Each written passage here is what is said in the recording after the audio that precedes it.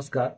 आज public point पर हम बात करेंगे मध्य प्रदेश में आज जो गठित हुआ है परिसीमन आयोग, जो प्रशासनिक सीमाओं का निर्धारण करेगा और जिलों को व्यवस्थित बनाएगा।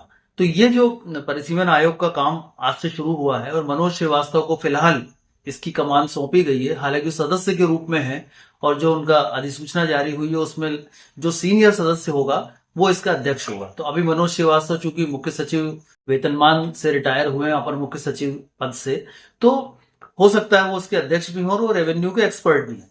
लेकिन ये सारी चीजों के अलावा यदि देखा जाए तो जिलों की जो मध्य प्रदेश में संरचना की गई है वो अधिकांश तो या तो भावुकता के आधार पर की गई है या सियासत के आधार पर की गई है। उसका कोई शुरू से जो जिले बनाने की एक परंपरा शुरू हुई पिछले कुछ सालों में, उसमें यह स्थिति हो गई कि संख्या 55 पर आ गई। मध्य प्रदेश में इतने अधिकारी नहीं है, कलेक्टरों की नियुक्ति, बहुत सारी चीजों की समस्या है।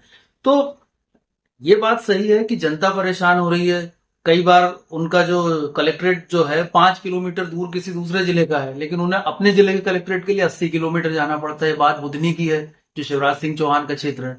तो ऐसे कई जगहों पर इस तरह की स्थितियां हैं। और इसके पहले जिले बनाने की जो रवायत परंपरा शुरू की गई थी, तुष्टीकरण था एक तरह से कि कहीं विधायकों की मांग है, कहीं इस तरह की कोई चीजें हैं, तो उसको लेकर के ये सब चीजें बना दी गई।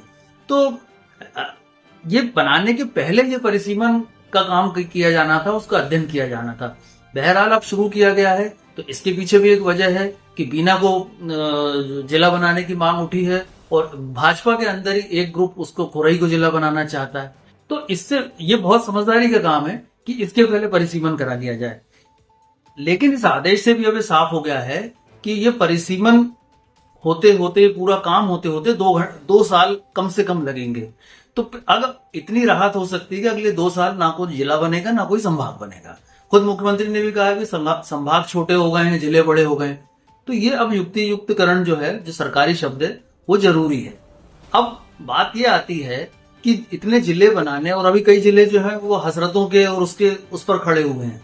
तो अब मध्य प्रदेश में ये तो सही है कि अगले 2 साल तो नए जिले नहीं बनना चाहिए, लेकिन इन 2 सालों में जो प्रशासनिक रूप से जो परेशान हो रहे हैं या प्रताड़ित हो रहे हैं जो आम लोग, उनका क्या होगा, ये चीजें जो है सरकार को देखनी होंगी। तब तक उनकी जो समस्याएं हैं, जो उनकी दौड़ भाग है, ये पूरा हो। और अब चूंकि आईटी का जमाना है, बहुत सारे काम जो है ऑनलाइन भी हो जाते हैं, तो वो सारी व्यवस्थाएं भी की जानी चाहिए बजाय कि जिलों और संभागों की संख्या बढ़ाने की।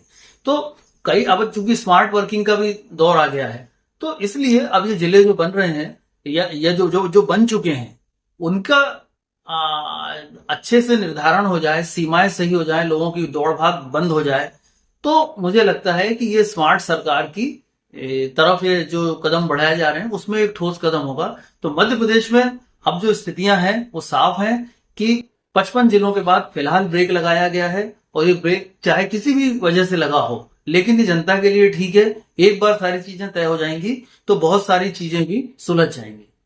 अब आज के लिए इतना ही, फिर किसी नए मुद्दे के साथ।